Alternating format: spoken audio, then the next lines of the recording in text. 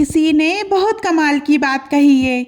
जीवन में ऐसी सोच रखिए, जो खो गया उसका गम नहीं, जो पाया वह किसी से कम नहीं, जो नहीं है वो एक ख्वाब है, लेकिन जो पास है वो लाजवाब है।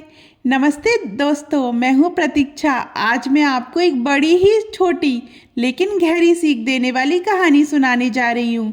ये कहानी है एक बिजनेसमैन की, जो अपनी विदेश यात्रा से वापस लौटे। जिस दिन वे शहर पहुँचे, एयरपोर्ट से टैक्सी ली और सीधे अपने घर की ओर रवाना हुए। जैसे ही टैक्सी उनकी कॉलोनी में पहुंची और वे टैक्सी से नीचे उतरे, तो सामने का दृश्य देखकर उनके पैरों तले जमीन खिसक गई। उन्होंने देखा कि उनके मकान में आग लगी हुई है। पूरा मकान धू धू कर जल रहा था। घर के सारे लोग एक एक करके बाहर आ चुके थे और बाहर खड़े होकर उस जलते हुए मकान को बस देख रहे थे। उन्होंने जैसे तैसे टैक्सी वाले को किराया दिया और वहीं खड़े खड़े फुट फुट कर रोने लगे। वे रोते जा रहे थे और कहते जा रहे थे, मेरी जिंदगी भर की कमाई, मेरे सालों की मेहनत, सब कुछ जल गया, सब कुछ राख हो गया। वे जोर जोर से रो रहे थे। कॉलोनी के लोग इकट्ठा हो गए। सबको लगा कि भाई साहब गहरे सदमे में हैं। वहीं उनका बड़ा बेटा भी मौजूद था। उसे डर लगने लगा कि पिताजी को कहीं दिल का दौरा ना पड़ जाए। वह दौड़ता हुआ आया और बोला, पिताजी एक बात कहनी है। पिताजी बोले, ऐसे समय पर क्या बात करनी है?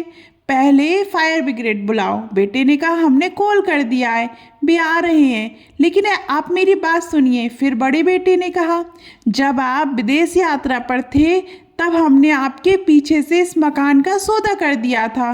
बहुत अच्छे पैसे मिल रहे थे। ये सुनकर आप खुश हो जाएंगे। जैसे ही पिताजी ने ये सुना, वे अचानक चुप हो गए। उनका रोना एकदम बंद हो गया। उन्होंने कहा, अच्छा, मतलब ये मकान बिक गया? बेटा बोला, हाँ पिताजी। इतना सुनते ही पिताजी बिल्कुल शांत हो गए। अब उन्हें समझ आ गया कि अब तो चिंता खरीदार की है। मकान चले तो चले, अब हमारा इससे क्या लेना देना। अब तो पैसा भी मिल चुका है, अब खरीदार जाने उसका मकान जाने। कॉलोनी के लोग हैरान थे कि ऐसी कौन सी बात कह दी कि जो आदमी अभी तक रो रहा था, अब बिल्कुल शांत होकर अपने जलते हुए मकान को एक दर्शक की तरह देख रहा है। तभी उनका छोटा बेटा दफ्तर से दौड़ता हुआ आया। उसने पिताजी को देखा, प्रणाम किया और बोला, पापा आप आ गए? छोटा बेटा बहुत घबराया हुआ था। वह बोला, पापा ये क्या हो गया? हमारी सारी सेविंग सब कुछ खत्म हो जाएगा। पिताजी ने बड़े आराम से कहा, अरे परेशान क्यों हो रहा है, इधर आ। वे उसे साइड में ले गए और बोले, तुझे तो पता ही होगा किस मकान का सौदा हो चुका है। बेटे ने कहा, हाँ पापा, सौदा तो हो गया है। पिताजी बोले, तो फिर चिंता किस बात की? खरीदार जाने उसका नुकसान जाने, अपना क्या लेना देना। पिताजी पूरी तरह रिलैक्स थे। तभी छोटे बेटे ने धीरे से कहा, पापा सौदा तो हो गया है, लेकिन उसने अभी तक हमें पैसे नहीं दिए हैं। टेक्निकली मकान अभी भी हमारा ही है। बस इतना सुनते ही पिताजी फिर से जोर जोर से रोने लगे। अब कॉलोनी वाले फिर हैरान थे कि छोटे वाले ने ऐसी कौन सी बात कह दी कि पिताजी फिर से टूट गए। दोस्तों, मकान वही था, आग वही थी, स्थिति वही थी, लेकिन सोच बदलते ही दुख भी बदल गया।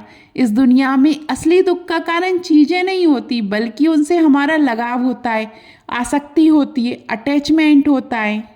जिस दिन आप इस अटैचमेंट से ऊपर उठ जाएंगे, उस दिन ज़िंदगी आपके लिए बहुत आसान हो जाएगी। बस ये छोटी सी कहानी यही सिखाती है। आपको ये कहानी कैसी लगी कमेंट में ज़रूर बताइएगा। और अभी तक आपने हमारे चैनल परंपरा और प्रतीक्षा को सब्सक्राइब नहीं किया है और फेसबुक और इंस्टाग्राम पे हमें फॉलो नहीं किया है, तो जल्दी कीजिए। धन्यवाद।